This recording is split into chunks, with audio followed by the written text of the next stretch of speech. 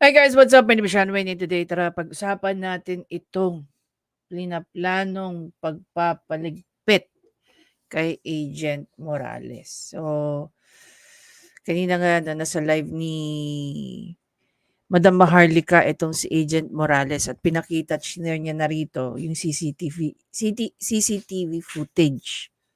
Okay?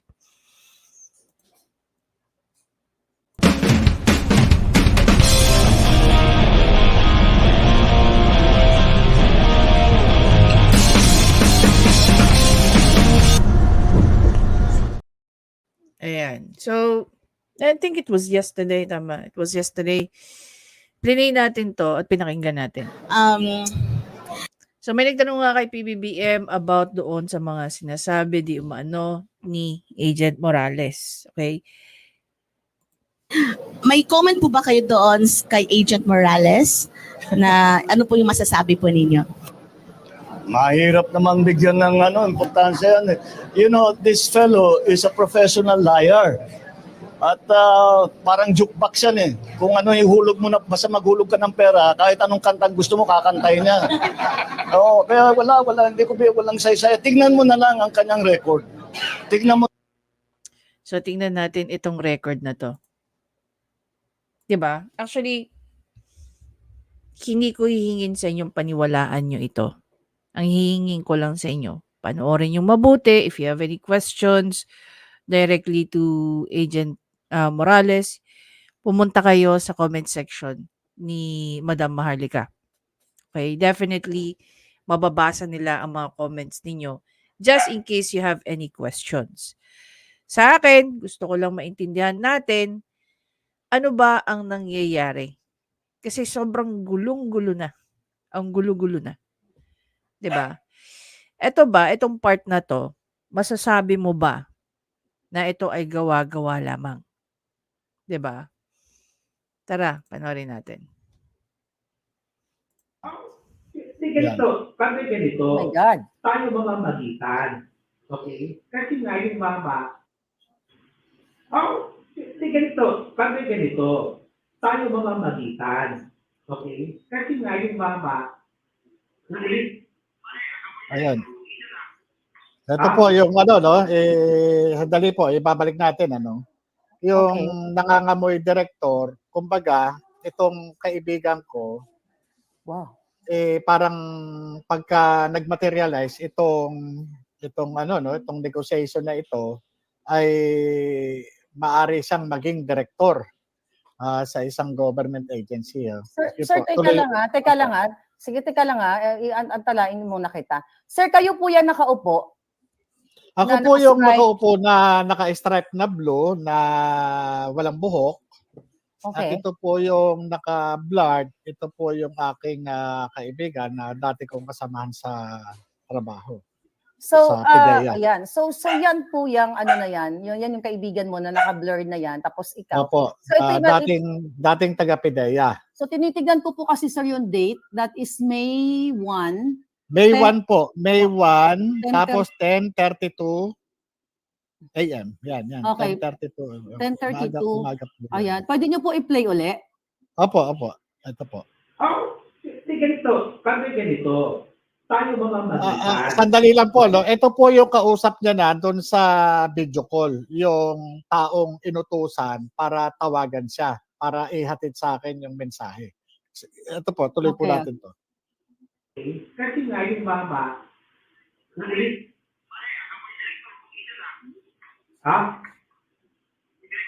ganito, pakinggan mo muna kuya. Ganito kuya.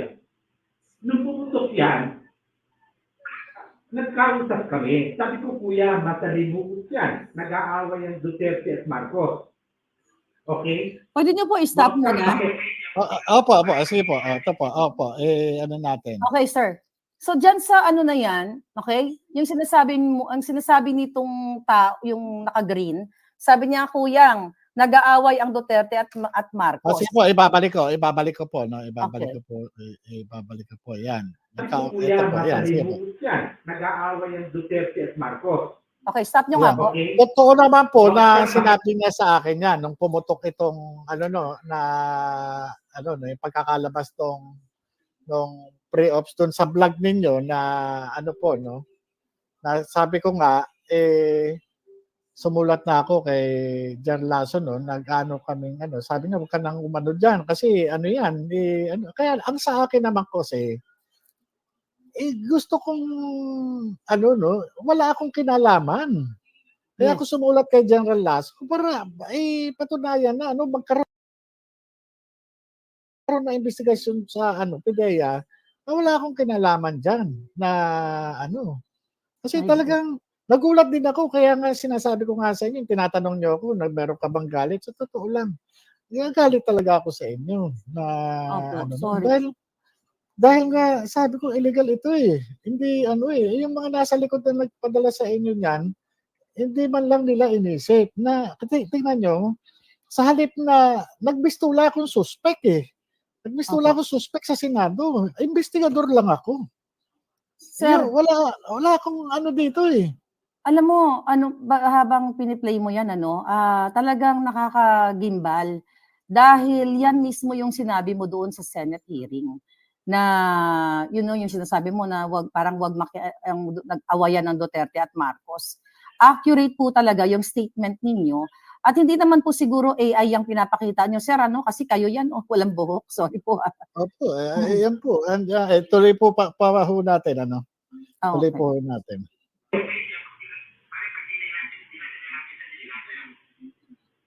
Kaya nga ganito, Padre.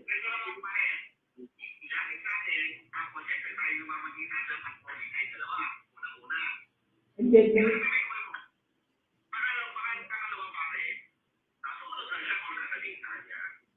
Sir, pwede mo i-stop? Padre, Opo. yun. Kasi eto po yun ano, kung mapapansin nyo, sa una, parang ano no, ang dating tinawag Ito guys, yung tanong ko dyan, ano. Kung ayon nga kay PBBM, balikan natin yung sinabi ni PBBM dito.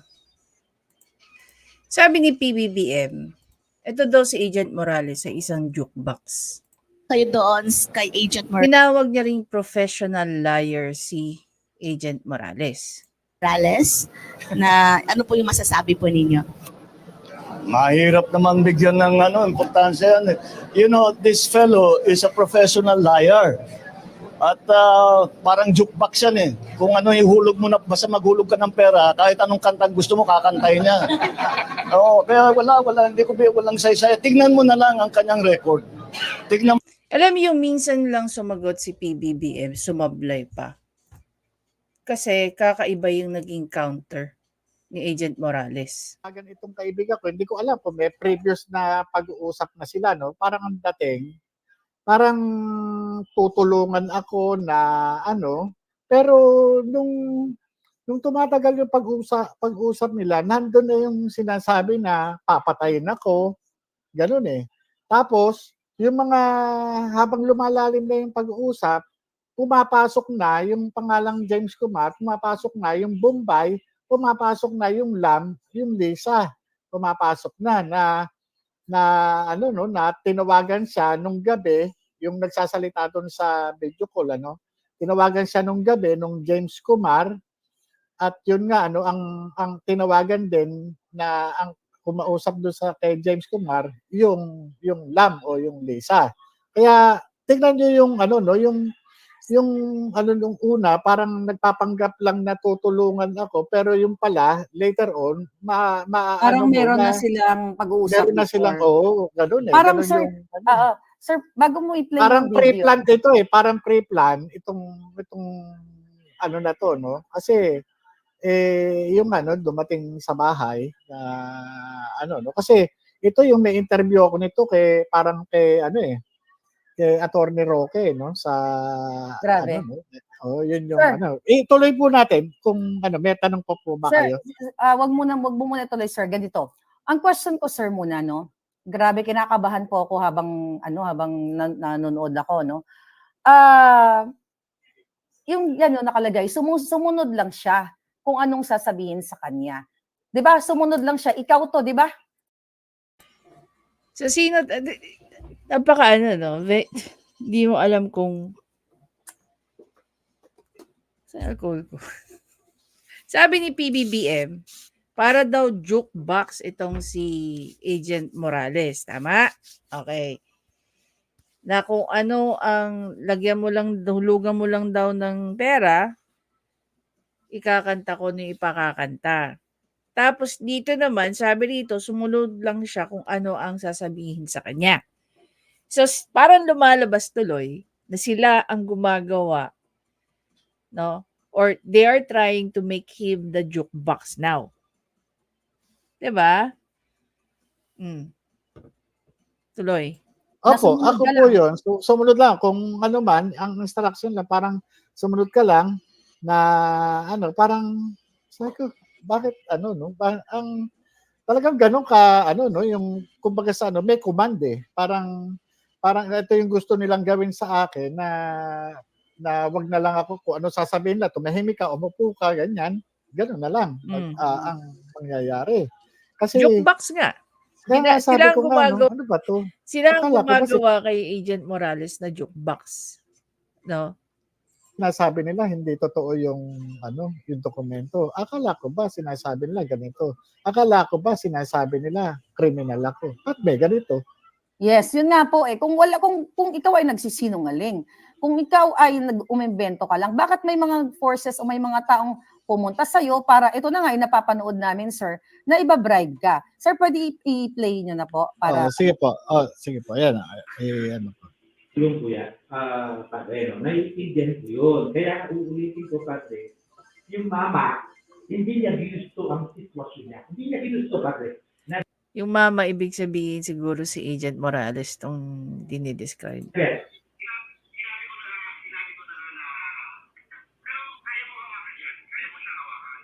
Kaya kong iparating yung mensahe. Pero yung sariling desisyon, kaya nga, ibig sabihin, padre, may hindi. Sir, ayan. Ayan, sir. Ano yan? Opo. Okay. Pwede nyo po Yung binanggit po. Pwede nyo Ito po po, ibalik. balik natin ano, yung binanggit na sila na Okay. ano kasi nga ang lumalabas dito, may previous conversation na sila. May previous conversation na sila na yung ano, kasi kaya nga sinasabi na Tanong mo na, sino ang bumanggit sa LAM? Si Agent Morales ba? O yung nag-uusap sa telepono? wag kang magbabanggit ng pangalan. Kaya nga sabi nga nitong si Kuyang, marunong naman siyang humawak ng information. Kaya sabi niya, alam mo naman si Lam, alam mo naman. Ibig sabihin, alam mo naman si Lam, ibig sabihin, Tanong natin, sino kaya yung LAM na tinatawag nila rito? hindi basta-basta, no? Kumbaga sa ano, pagka nagkamali ka, may pagkakalagyan ka. Mhm. Yun po yun. So, okay. So, tuloy na po natin. Opo.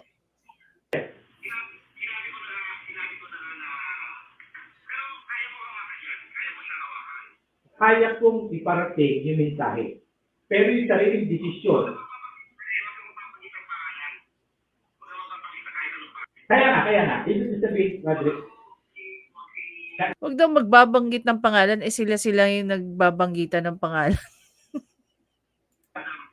may hindi, padre, marunong tayo mawak ng informasyon. Huwag daw po Sinasabi sila. ko, ang sinasabi ko, sila. padre, kung ano magiging desisyon niya, sa kanya yun, padre, di ba? Kahit kabubuti niya yun. Siyempre ako, itutuloy ko. Hindi ko babanggitin kung sino yung gustong mga pangalan na sinasabi mo. Wala akong babanggitin. Ang sinasabi ko, yung solusyon, remedyo, or what, siya magdidesisyon sa sarili niya. Mhm. Di ba?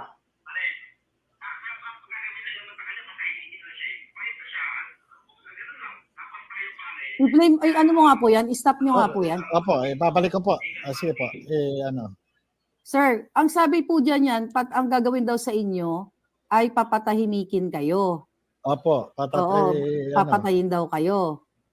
Yung po muna, papatahimikin. Yung gusto Papatahimikin. nila, parang yung negotiation na ito, na ang purpose is patahimikin ako, wag ako magsalita. Kumbaga sa ano, no, hindi na ako mag-testify o ano, yun naman po yun eh. So, yun po yun. So, capture, ano? Sige, play nyo nga po ulit. Sige po, opo. Pangalan na sinasabi mo, wala akong babanggitin. Ang sinasabi ko, yung solusyon, remedyo, or what, siya magdidesisyon sa sarili mo. Kasi, di ba?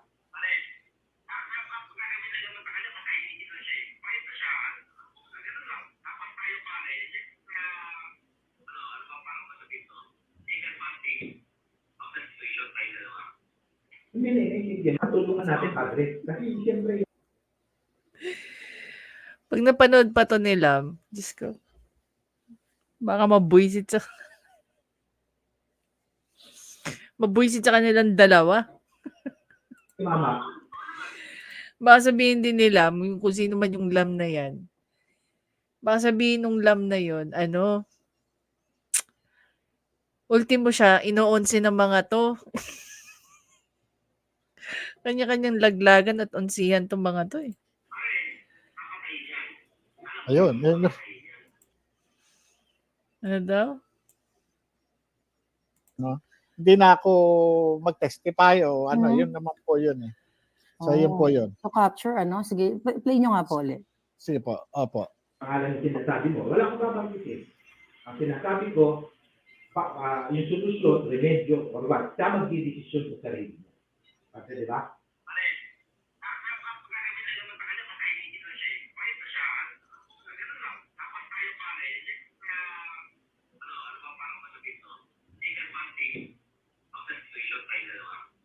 Hindi, natulungan natin, padre. Kasi, siyempre, yung mama, Ayun.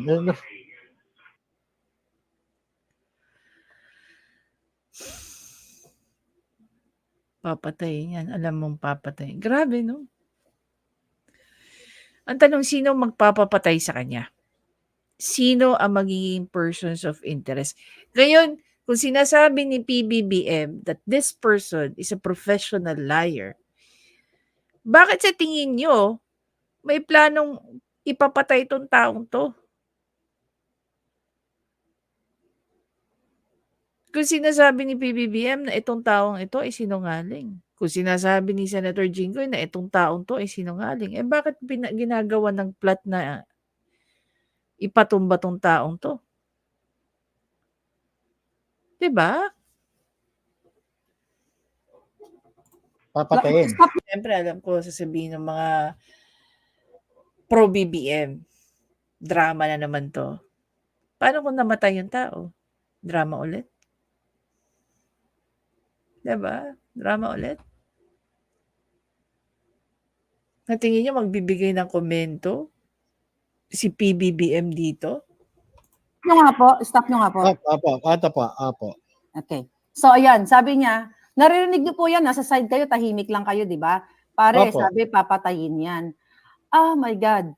Ano po yung nakakangilabot, ano? Ano po yung naramdaman niyo dyan, sir? Na narinig ninyo dun sa kabilang line na pare, papatayin yan. Alam nyo, ito yung resulta lang ng pagtupad Actually, nakakaiyak po. Naiiyak, emotional po ako, At grabe. ito Ang tanong muna, sinong nagpaplanong magpapatay sa kanya? 'Di ba? Sino ang nagpa-plot na literal na patahimikin itong si Agent Morales? napakatagal na no? Matapos akong matanggal at ito pa yung sukli doon sa aking mga ginawa noong araw na ito yung sinasabi ng mga dati kong kasamahan na hindi totoo raw na ganito, pero ito yung pinuntahan ako para i-negotiate, para tumahimik na lang dahil nga ito may ipapatayin nga ako pagka hindi ako kaya nakita ko yung yung pattern Pinatatahimik ako dito sa negotiation na ito at yung nandiyan naman na nag-aantay ng kasagutan ng response ko na i-deliver nitong si Kuyang, yung tong naka-green doon sa kausap niya sa At yung hindi nag-materialize, kaya nga ang naging plan B sa aking paniniwala ay yung ginawa sa akin sa Senado na inatake yung aking pagkatao. Talagang tinatad nila ako So, parang sinasabi rito ni Agent Morales na kasama si Senator Jinggoy? Sa pag-atake o sa pagpaplanong atakihin ka? Na ang nangyari, bumaliktad. Ano kaya ang plan C? Kasi hindi rin nag-work eh. So, anong plan C natin ngayon? Doon sa ano no, para durugin yung aking pagkatao para hindi na ako makapagsalita, And unfortunately, it didn't work. para mawala ako sa focus, para kumbaga sa no, ma-disorient, ma-disorganize yung ang aking thought pattern.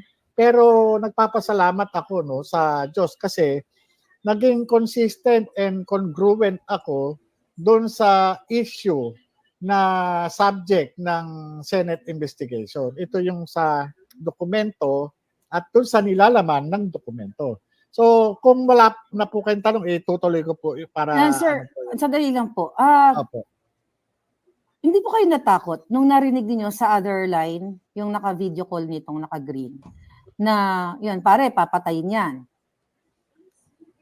Alam niyo, normal po no bilang tao no, napaka-ipokrito ko naman po kung di ako nakakaramdam ng anumang pangamba. Pero sa kabilang banda, dahil nga nagtrabaho lang po ako wala po akong maisip na kasalanan ko doon sa sa Pangulo ng Pilipinas na si Opo.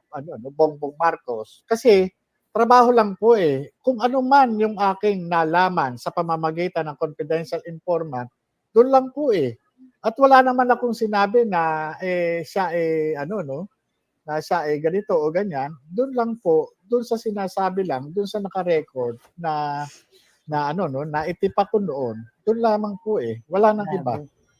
Hindi Grabe, naman po sir. ako lumalabas doon So, grabe. So, dito mo talaga makikita yung pagiging mafia, sabi ng mga naka-comment. Pwede niyo po ituloy, sir? Opo, sige po. Yan po.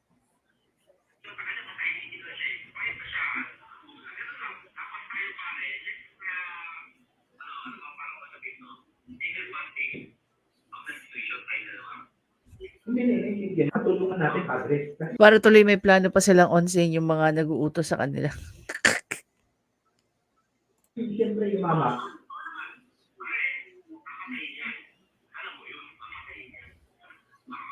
Grabe.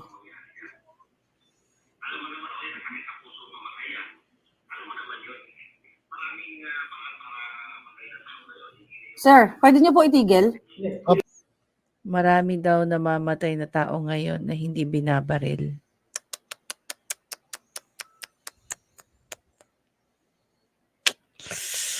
Opo. Yan. Okay. Yan. Sir, Mahirap talaga maging matinong Pilipino, no? Yung straight ka. Imagine mo, no, sinisigaw ng mga sinasabi ni PBBM na sa bagong Pilipinas daw, no? Magiging mas siguro mas less corrupt, yung mga ganyan.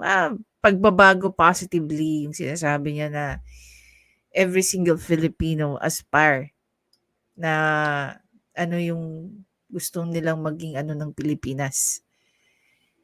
Mukha bang bagong Pilipinas to? Yung mga ganitong storya istorya na to ng panahon pa ng Marcos era 'di ba? Ito yung mga typical namin naririnig. Okay? Nung panahon ng eleksyon. Lalong-lalo na sa mga biktima ng martial law. Alam niyo yun, 'di ba? Yung lagi natin naririnig. History repeat itself. 'Di ba? Very familiar ng mga kwento. Do you really think we were ignoring the stories of martial law and the victims? Of course we do. I mean, of course we do listen to those stories. Hindi namin ini-ignore yun. Hindi namin yon sabihin na lang natin binibigyan ng weight or value. 'Di ba? It so happened that during the campaign season, PBBM promised continuity. Andun na tayo yung plight natin. And we're back. We're back in the 1970s era. We're in. may mga pinapatumbang tao. Grabe yung sinabi na, alam mo pare, papatayin yan. Pwedeng may sakit sa puso. You know? Sounds familiar. Parang nabanggit na rin to nung minsan eh. Sounds familiar. At Pwede nga raw parang mamatay ako sa sakit ng puso o kaya Boom! Sa mga kabatas, no? Matatawa na lang sila kung mapanood nila yan. Pwede daw mamatay sa sakit sa puso. 'Di ba? mabangga o ano man. Ano? Kunyari. Dahil marami na raw pinapatay ngayon na hindi na binabaril. Yun na, oo, ang sabi. Ano. My God. Mhm. Sige sir, play nyo na po.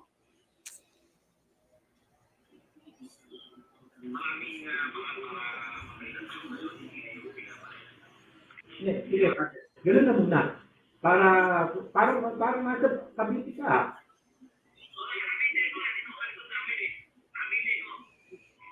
Pati, ano nga, pipintas ha?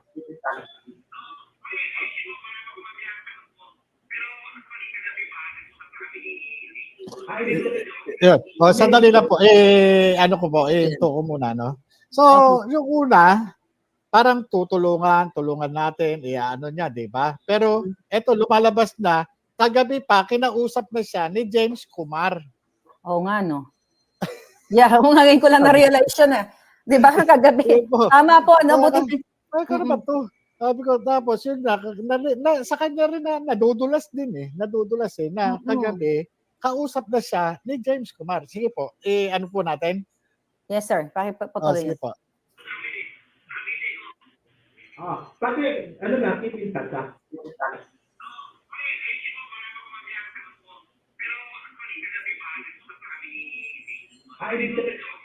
Ibig sabihin, parang kilala ko lang. Ibig sabihin na tumawag si lang pala, kay James.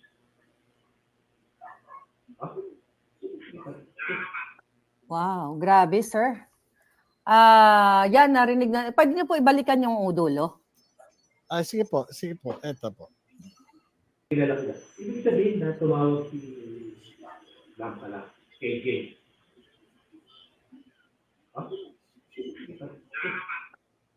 Sir, siguro bago tayo magtuloy-tuloy, kasi ang taong bayan nakikinig, naluluha sila sa iyo at naniniwala sila na totoong may CCTV. Pwede po pang balikan natin, wag natin i-interrupt para yung gustong magkuha ng video na i-echo nila ay mapanood. Ay, padire-diretso po natin ang play. Opo. Sige po.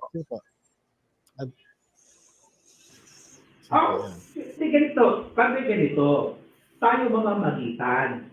Okay? Kasi nga yung mama, ulit.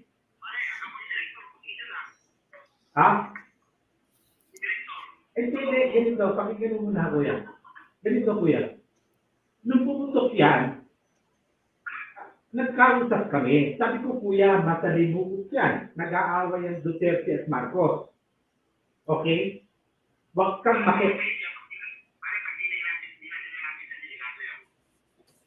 Kaya nga ganito, padre.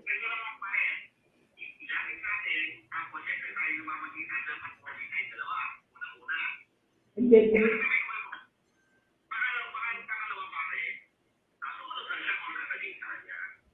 Yung kuya.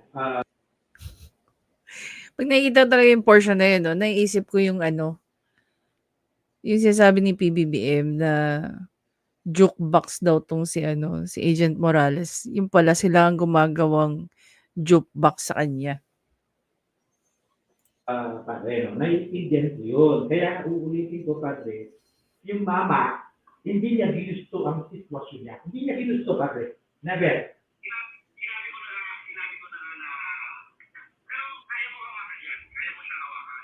Kaya kong iparating yung mensahe. Pero yung sariling desisyon.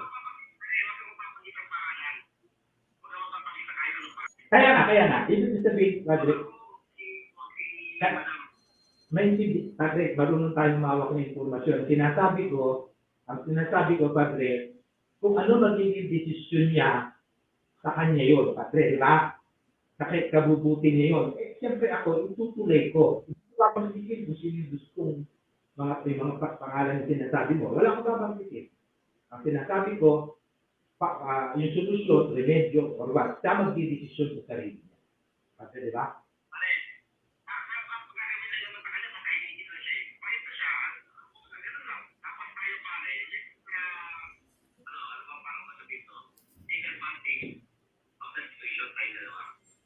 Hindi. Tutulungan natin, Padre. Kasi siyempre yung mama,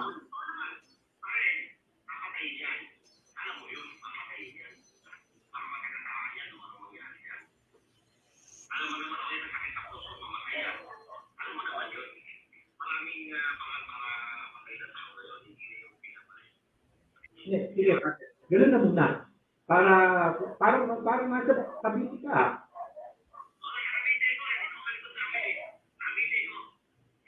Kasi, ano na, pipintas ka.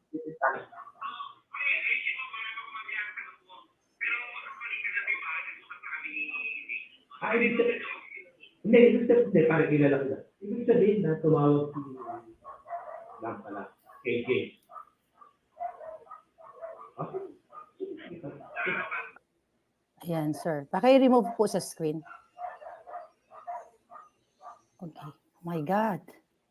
What an explosive video, sir.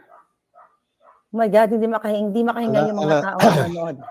Alam nyo, kahit ako, parang naano ko. No? Nakakaiyak. I mean, Ito yung inabot ko, no? Ito yung resulta, no? Nung ginawa kong trabaho noong 2012 na makalipas ang mahigit isang dekada. Ito, no? Yung sa halip na tulungan ako ng gobyerno, sila pa yung mistulang umuusig sa akin na ang ano ko, no? Bakit ako pinupuntirya? Bakit itong mga ano, no, sa halip na And guys, dun sa mga gustong makapanood, no, yung full video ni Madam Maharlika, you can go ahead and check this out. As for me, no, I feel bad lalo na dun sa mga taong biktima ng martial law. Kasi yung mga ganitong senaryo, magiging flashback to sa kanila eh. Then sasabihin pa ng mga matatanda nung panahon ni Marcos, ni Apulacay, baka sabihin nila sa atin, hindi kasi kayo nakikinig. Ngayon, nasasaksihan ninyo kung ano yung nasaksihan namin noon. Baka sabihin ng mga dating biktima ng mga ganitong klase, no? Hindi lang pangaharas, pananakot.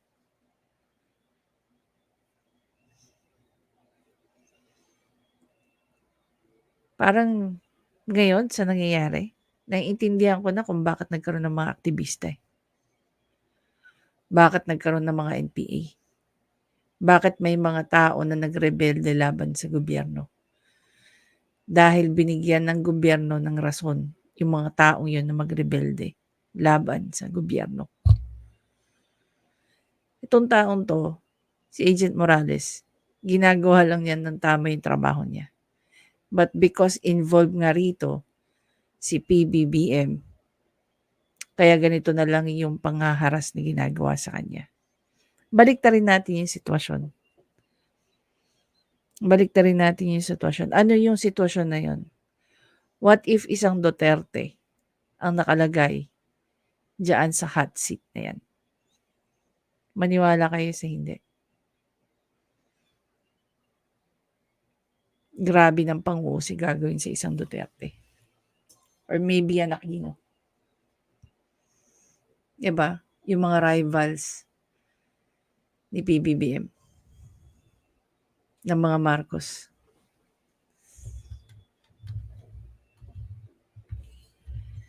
Kung di yan totoo, bakit kailangan ng mga ganyang klaseng emisaryo?